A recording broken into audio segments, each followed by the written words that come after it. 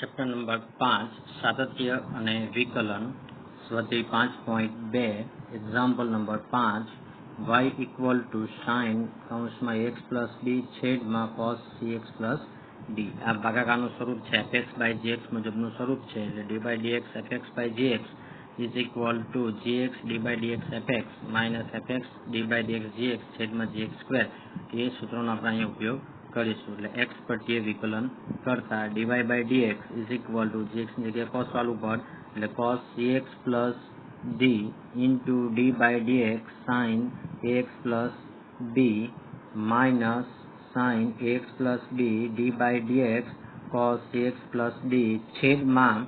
cos square cx plus d is equal to cos cx plus d into અહીંયા sin into કૌંસ છે x plus b નો તો sin એ બહારનું વિધેય થશે એટલે સૌપ્રથમ sin નું ડેરિવેશન કરીશું પછી અંદરના વિધેયનું ડેરિવેશન કરીશું એટલે sin નું મળશે આપણને cos ax plus b into હવે sin નું થઈ ગયું sin એ ઢાંકી દો રહ્યો d by dx ax plus b અહીંયા ગુણી દો into d by dx ax plus b minus sin ax plus b into cos બહારનું વિધેય એટલે cos નું બનશે minus sin cx plus d into d by dx cx plus d છેદમાં cos square cx plus d નું સ્વરૂપ એટલે અહીંયા મળશે equal to cos cx plus d into cos ax plus b into d by dx ax plus b એટલે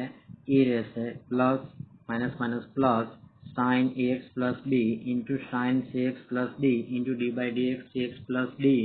cx નું c અને d નું 0 એટલે c રહેશે છેદમાં cos square cx plus d is equal to okay અહીંયા આપણે હવે આને ડાયરેક્ટલી છેદ વિભાજન આપી દઈએ છીએ એટલે એક cos cx plus d ઉડી જશે એટલે રહેશે અહીંયા a into cos ax plus b છેદમાં cos cx plus d plus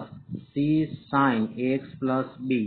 into sin cx plus d છેદમાં અહીંયા જે cos ના સ્વરૂપો છે સ્ક્વેર બે ભાગમાં વિભાજિત કરી દઈએ cos cx plus d into cos cx plus d એટલે અહીંયા મળશે a અહીંયા રહેશે cos ax plus b અને cos છે એકના છેદમાં એટલે બની જશે sec cx plus d plus c sin ax plus b into sin by cos એટલે tan cx plus d into એકના છેદમાં cos એટલે sec cx plus d આપણો ફાઇનલ આન્સર થશે example number 6 y is equal to cos x cube into sin square into x raised to 5 અહીંયા ગુણાકારનો નિયમ એટલે d by dx fx into gx is equal to fx d by dx gx વત્તા gx d by dx fx એટલે fx cos વાળું સ્વરૂપ gx એ sin વાળું સ્વરૂપ અહીં x પ્રત્યે વિકલન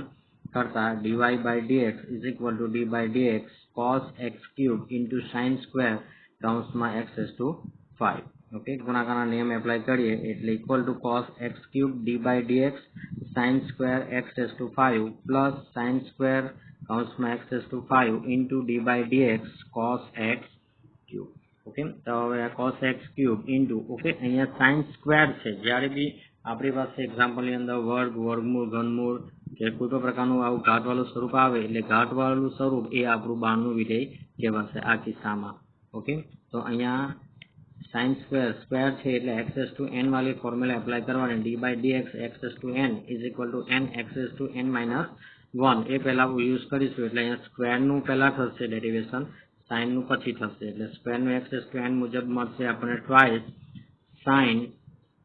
2 minus 1 એટલે sin જ રહેશે into x raised to 5 okay બહારનું વિધેય 2 થશે એટલે 2 નું થઈ ગયું એટલે રહેશે આપણી પાસે sin into x raised to 5 એટલે d by dx સ્વરૂપે મૂકી દો into d by dx sin x raised to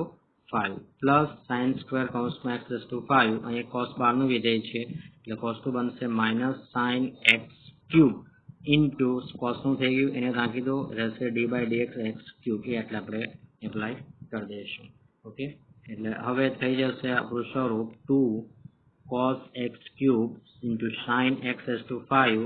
into sin નું બની જશે cos x raised to 5 into sin નું થઈ ગયું બહારનું વિધેય એટલે into રહેશે d by dx x raised to 5 અહીંયા minus sin square કૌંસમાં x raised to 5 into sin x cube into x cube નું x raised to n મુજબ n x raised to n minus 1 એટલે અહીંયા રહેશે 3x 3 minus 1 એટલે 3x square એટલે સ્વરૂપ થઈ જશે 2 cos x cube sin કૌંસમાં x to 5 cos x to 5 into 5x to 4 x to 5 નું ડેરિવેટિવ 5x to 4 minus 3 આગળ લઈ લઈએ 3x square sin square કૌંસમાં x to 5 into sin x cube. એટલે ફાઇનલ આન્સર થઈ જશે equal to 10 cos x cube into sin કૌંસમાં x to 5 into cos કૌંસમાં x to 5 into x to 4 minus 3x square sin square કૌંસમાં x to 5 into sin x to cube. આ આપણો final answer થઈ જશે. Example number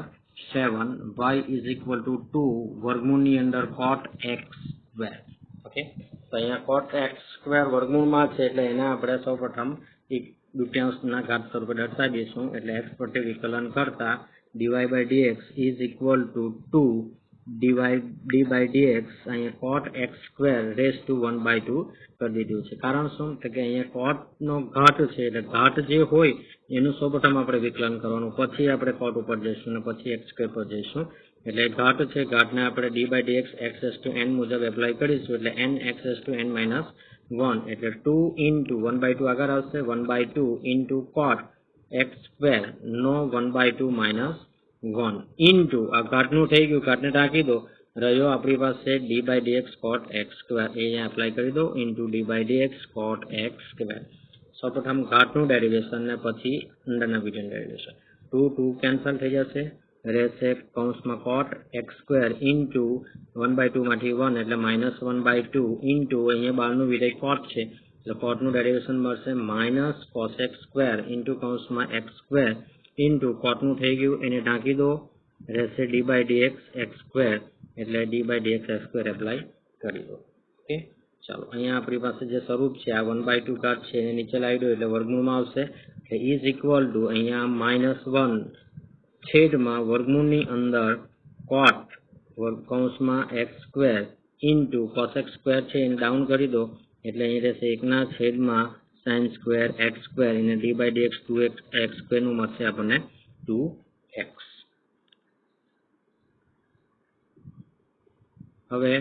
is equal to minus હવે 1 ના છેદમાં વર્ગમૂળમાં cot x square છે તો cot નું સ્વરૂપ મળશે cos by sin. તો sin ની છેદમાં આવશે એને ઉપર લઈએ, છેદનો છેદ એટલે અંશ બને એટલે equal to minus વર્ગમૂળની અંદર sin કૌંસમાં x square છેદમાં વર્ગમૂળની અંદર cos કૌંસમાં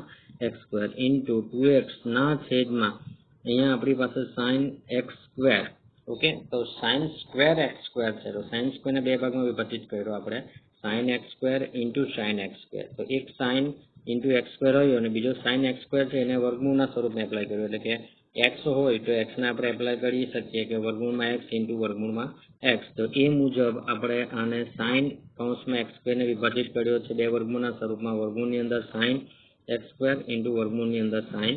x square એટલે એક sin x square અને આ sin x square કેન્સલ થઈ જશે એટલે રહેશે equal to -2x છેદમાં sin x square આપણે અહીંયા લઈ લઈએ છીએ into વર્ગમૂળની અંદર રહેશે sin કૌંસમાં x square into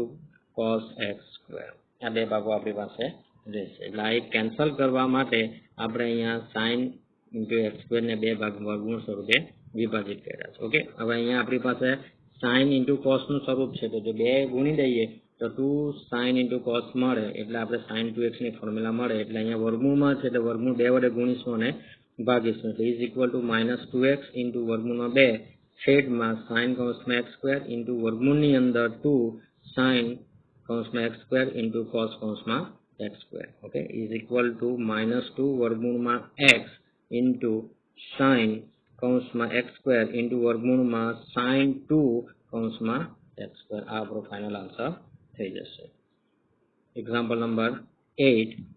y equal to cos વર્ગમૂળમાં x x પ્રત્યે વિકલન કરતા dy by dx is equal to d by dx cos કૌંસમાં વર્ગમૂળમાં x. તો હવે સૌપ્રથમ બહારનું વિધેય cos છે અને અંદરનું વિધેય root x છે તો સૌપ્રથમ cos નું આપણે ડેરિવેશન કરીશું તો cos નું ડેરિવેશન આપણને મળશે -sin into વર્ગમૂળમાં x -sin વર્ગમૂળમાં x. cos નું થઈ ગયું એને નાખી દો, રહ્યો d by dx વર્ગમૂળમાં x એટલે into d by dx વર્ગમૂળમાં x is equal to -sin કૌંસમાં વર્ગમૂળમાં x into d by dx